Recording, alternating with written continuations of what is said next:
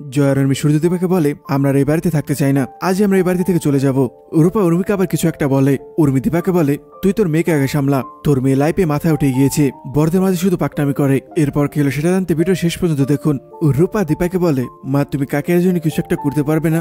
দীপা বলে আমি কিছু করলে পরে সেটা ঠিক হবে না, ও তো নিজের পায়ে দাঁড়াতে চায়। রূপা বলে আমরা তো কাকিয়াকে জানতে দেব না। দীপা বলে মিথ্যা দিয়ে জয় করা যায় না রূপা, ঠিক আছে আমাকে একটু সময় দে তুই, আমি তোকে কথা দিচ্ছি আমি তোর কাকের জীবন এভাবে নিষ্ফল হতে দেব না। উর্মি জয়ের জন্য দুধ নিয়ে আসে। উর্মি জয়কে বলে নাও এটা গরম আছে, তোমার খেলে ভালো লাগবে।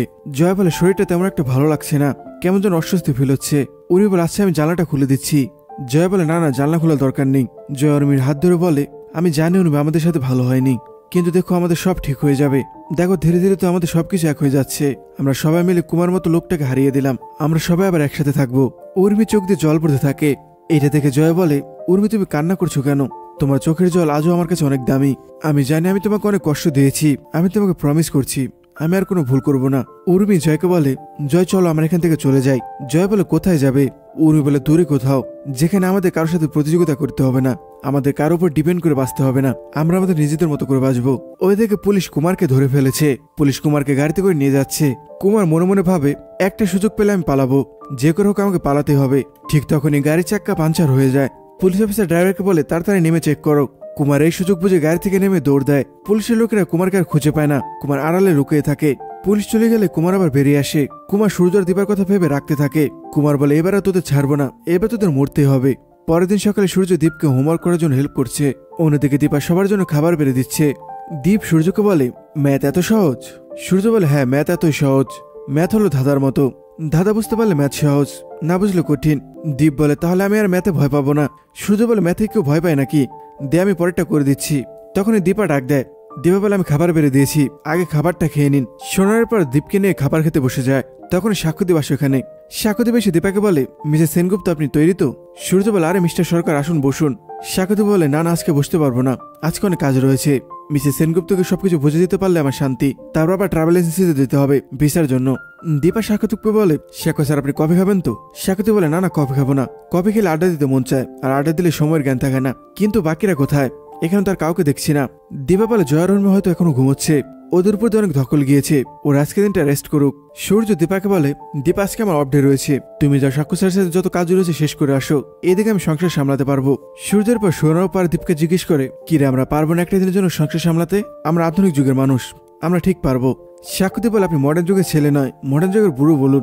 এটি শুনে দীপ সাক্ষ্যদীপকে বলে আমার জেঠুকে একদম বুড়ো বলবে না, আমার জেঠু কখনো বুড়ো হবে না, তুমি হবে ফোকলা বুড়ো। রূপা উঠে সাক্ষ্যদীপকে বলে বাবা তুমি রেগে যেও না, তুমি ফোকলা বুড়ো হলে অনেক সুন্দর লাগছে তোমাকে। সাক্ষ্যদীপ বলে সত্যি বলছিস? সাক্ষ্যদের মুখে একটু হাসি ফুটে। তখন উর্মি আর জয় ব্যাগ গুছিয়ে নিচে নেমে আসে। উর্মি আর জয় চলে যাবে বাড়ি থেকে। সূর্য আর দীপা দেখে অবাক হয়, সাক্ষ্যদীপ বুঝতে পারে না। সাক্ষ্যদীপ বলে গুড মর্নিং, কিন্তু জয় আর উর্মি উত্তর দেয় না। সূর্য জয়কে জিজ্ঞেস করে ভাই এসব কি? জয় বলে দাদা আমরা আর এই বাড়িতে থাকবো না, আমরা এই বাড়ি থেকে চলে যাচ্ছি। উর্মির পর দীপকে ডাক দেয়। দীপ উঠে আয়। দীপ বলে না আমি মাসে জেঠুকে ছাড়া কোথাও যাবো না। এটা শুনে উর্মি রেগে যায়। উর্মি দীপের কাছে গিয়ে বলে তোকে না বড়দের মধ্যে কথা বলতে বারণ করেছি। এটা পেলে উর্মি দীপকে মারতে যায়। দীপা উর্মিকে থামায়। দীপা উর্মিকে বলে তুই কি করতে যাচ্ছিলি? ওইরকম একটা বাচ্চা ছেলের উপর হাত তুলতে যাচ্ছিলি, তুই কি করতে চাস? উর্মি চিৎকার করে বলে আমি আর পারছি না, এবারে তো আমার দম বন্ধ হয়ে আসছে, আমি এবার তার এক মুহূর্ত থাকতে পারবো না, আমার জীবনটা পুরো নষ্ট হয়ে গিয়েছে। দীপা সাক্ষ্যদীপকে বলে সাক্ষ্য স্যার আপনি আমাকে যে দায়িত্ব দিতে চেয়েছিলেন সেটা আমি নিতে পারবো না, আমি আমার পথটাও ছেড়ে দিচ্ছি। সাক্ষ্যদীপ বলে এসব আপনি কি বলছেন?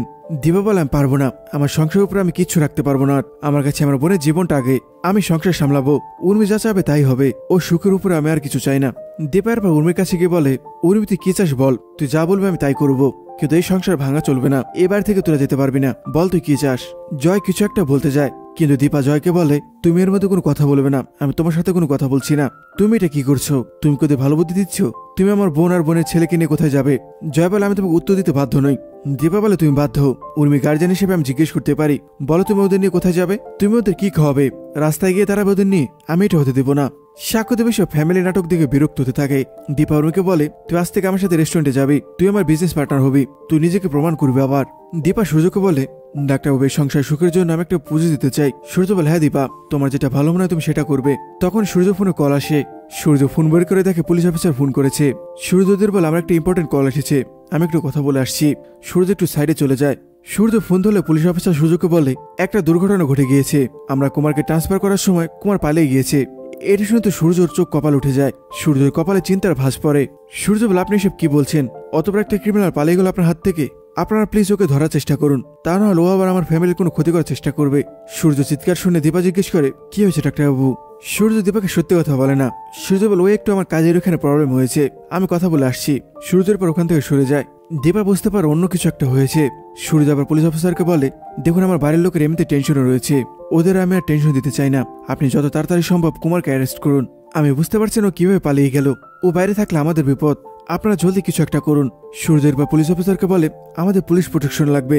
দেখুন আমার হসপিটালে, আমার বাড়িতে আর আমার মেয়েরা স্কুলে যায়, সেখানে যত তাড়াতাড়ি সম্ভব পুলিশ প্রোটেকশন লাগবে, কারণ কুমার যে কোনো মুহূর্তে আমাদের উপর হামলা করতে পারে। পুলিশ অফিসার বলে, ঠিক আছে, আমি সব ব্যবস্থা করে দিচ্ছি। এটা বলে পুলিশ অফিসার ফোন রেখে দেয়। সূর্য চিন্তায় পড়ে যায়, কিন্তু কাউকে কিছুই বলে না। কিছুক্ষণ পর দীপা উর্মিকে নিয়ে বিগ ব্যাং রেস্টুরেন্টে যায়। সাক্ষ্যদেব ওদের দুজনকে স্বাগতম জানায়। ও রূপা ওদের সাথে এসেছে, সবে হাততালি দেয় ওদের জন্য। সাক্ষ্যদেব উর্মিকে বলে, তোমার এখানে কোনো অসুবিধা হবে না, তুমি ভালো মতো এখানে কাজ করতে পারবে। আগে আমাদের এখানে সবাই চাপে থাকতো, এখন আর কেউ চাপে থাকে না। বিক্রম বলে, চাপটা দিদি আসার পর কমে গিয়েছে। সাক্ষ্যদেব বলে, বিড়বিড় করে কি বলছো, জোরে বলো। দীপা বলে, আমরা সবাই সবার কাজটা ভাগ করে নিই, তাই কাজটা সহজ হয়ে যায়। উর্মি বলে, আমি তো কিছুই জানি না। সাক্ষ্যদেব বলে, কোনো টেনশন করবেন না, আমি সব শিখিয়ে দেবো। তখন রেস্টুরেন্টে কাস্টমাররা ঢুকতে থাকে। দীপা উর্মি আর রূপাকে ভিতরে ডেকে নিয়ে যায়। সাক্ষ্যদেবের পর উর্মিকে সবটা বুঝিয়ে দেয়। সাক্ষ্যদেব উর্মিকে বলে, এই যে গেস্টেরা এসছে, তোমাদের কাজ হলো ওনাদের ওয়েলকাম করা, এরপর ওনাদের টেবিলে বসানো, এরপর ওনাদের মেনুটা দেওয়া। মেনু দেখে ওনাদের খাবার পছন্দ হলে সে খাবারটা কিচেনে জানিয়ে দেওয়া। ব্যাস এতটুকুই। উর্মি মনে মনে বলে, আমি বাড়িতে তো সংসার ভালো মতো সামলাতে পারি না, এখানে তো সবকিছু প্রফেশনাল ভাবে করতে হবে, জানি না আমি পারবো কিনা। সাক্ষ্যদেব বলে, তারপর যদি তোমার কোনো প্রবলেম হয় আমাকে জিজ্ঞেস করে নেবে, তোমার প্রবলেম সলভ হয়ে যাবে। সাক্ষ্যদেবের বা কাস্টমারদের সাথে কথা বলতে যায়। উর্মি একা একা দাঁড়িয়ে থাকে। দীপা তাকে উর্মি দাঁড়িয়ে রয়েছে। দীপা উর্মিকে বলে, টেনশন হচ্ছে নাকি? উর্মি বলে, হ্যাঁ টেনশন হচ্ছে, দেখ না কত লোক, একটু এদিক ওদিক হলে তো সমস্যা হবে। দীপা বলে, কোনো কিচ্ছু হবে না, তুই ঠিক পারবি। উর্মি বলে, ধ্যাত তোর এসব কথা আমার টেনশন কমবে না।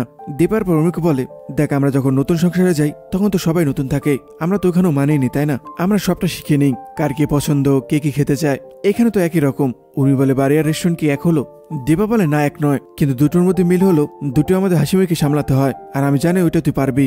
দীপা উর্মিকে বলে, দেখ বিক্রম তো সব অর্ডার নিচ্ছে, তুই একটু কিচেন সব জানিয়ে দে, তাহলে হবে। উর্মি বলে, বাপ রে বাপ, মডেলিং করতে গিয়ে আমার এত মাথা কাটাতে হয়নি। রূপা বলে, কাকে তুমি টেনশন করো না, আমি আছি তো, তুমি সামলাতে না পারলে আমি তোমাকে হেল্প করবো। দীপা বলে, আচ্ছা তুই এদিকটা দেখ, আমি কিচেন থেকে আসি। সাক্ষ্যদেব রূপাকে ডাক দিয়ে সাইডে নিয়ে যায়। উর্মি আবার একা দাঁড়িয়ে থাকে। উর্মি নন্দাকে জিজ্ঞেস করে, আমাকে একটু বলে দিন আমাকে কি কি করতে হবে। নন্দা উর্মিকে বলে, বিক্রম তো ভিজে রয়েছে, শোনো 9 নম্বর টেবিলে ভেজ থালি দিতে হবে, আর 6 নম্বর টেবিলে হলো নন ভেজ থালি, তুমি ওইটা একটু সার্ভ করে দাও। এটা বলে নন্দা চলে যায়। উর্মি সবটা গুলিয়ে ফেলে। উর্মি ভাবে 9 নম্বর টেবিলে হলো মাটন থালি, আর 6 নম্বর টেবিলে হলো ভেজ থালি। উর্মি খাবার উলটপালট করে ফেলে। যে টেবিলে ভেজ থালি দেওয়ার কথা সে টেবিলে নন ভেজ থালি দেয়। কাস্টমাররা চিৎকার করতে থাকে। কাস্টমার বলে, আমরা শুদ্ধ শাকাহারী, আপনি এটা কি করলেন? অন্য টেবিলের লোক বলে, মাটন থালি তো আমাদের ছিল, উনি তো আমাদের ভেজ থালি দিয়ে গেল। কাস্টমারদের চিৎকার শুনে সাক্ষ্যদীপ আর সবাই ওখানে চলে আসে। সাক্ষ্যদীপ সবার কাছে ক্ষমা চায়। সাক্ষ্যদীপ বলে, আমি এক্ষুনি চেঞ্জ করে দিচ্ছি। উর্মিকেও বলে, আমার ভুল হয়ে গিয়েছে, আমি এক্ষুনি চেঞ্জ করে দিচ্ছি। তখন যে টেবিলে ভেজ থালি দেওয়ার কথা সেই টেবিলে মহিলাটি বলে, চেঞ্জ করে দিলে কি হবে, আমার ছেলে তো ছুঁয়ে ফেলেছে, পাপ তো হয়েছে আমাদের। এটা বলে মহিলাটি উর্মিকে চড় দিতে যায়। তখন দীপা এসে মহিলাটি হাত ধরে। দীপায় মহিলাটাকে বলে, ম্যাডাম দেখুন একটা ভুল হয়ে গিয়েছে, ভাগ্য ভালো আপনারা খাবারটা মুখে নেননি, আপনাদের চাকর বাকর কি ঠিকমতো কাজ করতে পারে না? দীপা বলে, আমরা এখানে কেউই চাকর নই, আমরা সবাই এখানে কাজ করি, আর কাজ করতে গেলে ভুল হতেই পারে, আর আমরা ভুল করলে আমরা 1000 বার ছড়ে বলতে পারি, কিন্তু আপনি যেটা করছেন সেটার জন্য আপনি নিজেকে নিচে নামাচ্ছেন। উর্মি হাত জোর করে বলে, আমার ভুল হয়ে গিয়েছে, আজকে আমার প্রথম দিন। মহিলাটি বলে, দেখুন ওনাদের নাটক, একজন হুমকি দিচ্ছে আরেকজন ক্ষমা চাচ্ছে। সাক্ষ্যদীপ বলে, দেখুন আমাদের একটা ভুল হয়ে গিয়েছে, আমরা সেটা মানছি। মহিলাটি সাক্ষ্যদীপকে বলে, আপনি আপনার কর্মচারীদের বোঝাতে পারেন না, শুদ্ধ শাকাহারী টেবিলে ননভেজ জেনে রাখছে। সাক্ষ্যদীপ বলে, দেখুন আমাদের রেস্টুরেন্ট কিন্তু শুদ্ধ শাকাহারী রেস্টুরেন্ট না, দেখুন আশেপাশে মাটন খাচ্ছে, আমরা বললাম আমাদের একটা ভুল হয়ে গিয়েছে, সেটা তো আমরা স্বীকারই করে নিচ্ছি। আমি আবার এই টেবিলটা পরিষ্কার করতে বলছি, আবার নতুন করে সার্ভ করতে বলছি আপনাদের। মহিলাটি বলে, কোনো দরকার নেই, আর জীবনে কোনদিন এই রেস্টুরেন্টে আসবো না, আর সবাইকেও বলবো এই রেস্টুরেন্টে যেন না আসে। রূপা মনে মনে বলে, বিগ বাং রেস্টুরেন্টে এভাবে অপমান হচ্ছে, এটা ঠিক হচ্ছে না। মহিলাটি আবার উর্মিকে অপমান করে, শুধু সুন্দর হলে হয় না, কাজ করতে গেলে গুণ লাগে। এটা বলে কাস্টমারগুলো চলে যায়। দীপা উর্মিকে বলে, উর্মি তুই ভিতরে চল। উর্মি সবার সামনে দীপার সাথে রাগারাগি করে। উর্মি বলে, তুই এটা ইচ্ছে করে করলি, তুই বাড়িতে আমাকে কিচেনে ঢুকতে দিস না, আর এখানে এনেছিস রেস্টুরেন্টে কাজ করার জন্য। রূপা উর্মিকে সামলানোর চেষ্টা করে। রূপা উর্মিকে বলে, কাকা এখানে কাস্টমার রয়েছে, তুমি এসব কি বলছো? উর্মি বলে, আমি যা বলেছি সত্যি বলেছি, তোর মা এসব ইচ্ছে করে করেছে। রূপা বলে, তুমি তো সোনাকেও বকো, তাহলে তো সোনা তোমার মধ্যে তফাৎ হল কিভাবে? মাতা তোমার ভালোর জন্য এসব করছে। দীপা রূপাকে চুপ করতে বলে। দীপা উর্মিকে বলে, দেখ প্রথম দিন একটু ভুল হতেই পারে, ওই মহিলাটি একটু বেশি রিয়েক্ট করে ফেলেছিল, আমরা তো যা বলার বললাম ওনাকে। উর্মি বলে, তুই আগে তোর মেয়েকে সামলা, তুই তোর মেয়েকে লাই দিয়ে মাথায় উঠেছিস, দেখ সবার সামনে আবার আমাকে অপমান করলো। রূপা তখন চিৎকার করে বলে, না কাকি, আমি তোমাকে অপমান করতে চাইনি। সাক্ষ্যদেব রূপাকে চুপ করতে বলে। দীপা উর্মিকে একটু সাইডে নিয়ে যায়। দীপা উর্মিকে বলে, দেখ একটা ভুল হয়ে গিয়েছে, তুই একটু বোঝার চেষ্টা কর, তুই চেষ্টা করলে পারবি। উর্মি বলে, আমি আর চেষ্টা করতে পারবো না। চেষ্টা করা মানে আমার এখানে অপমান হওয়া, আমি আর অপমান হতে চাই না। এই টেবিল উর্মি রেস্টুরেন্ট থেকে বেরিয়ে যায়। দীপা যায় উর্মি পিছে পিছে। দীপাকে দেখে রূপাও যায় পিছনে পিছনে। সাক্ষ্যদেব এসব থেকে বিরক্ত হয়। সাক্ষ্যদেব কি করবে বুঝতে পারছে না। উর্মি বাইরে দাঁড়িয়ে গাড়ি অপেক্ষা করে আর মহিলা কথাগুলো ভাবতে থাকে। তখন একটা গাড়ি আসে, উর্মি গাড়িতে উঠে যায়। দীপা উর্মির কাছে গিয়ে বলে, উর্মি আমার কথা শোনার চেষ্টা কর। উর্মি বলে, আমি আর কারো কথা শুনতে চাই না, আমি তোদের কারো হেল্প চাই না, আমাকে আমার হালে ছেড়ে দে, আমি আমার নিজের মতো কাজ করে নিতে পারবো। দীপা বলে, ঠান্ডা মাথায় আমার কথাটা বোঝার চেষ্টা কর। উর্মি কিছু শুনে না, উর্মি গাড়িতে করে চলে যায়।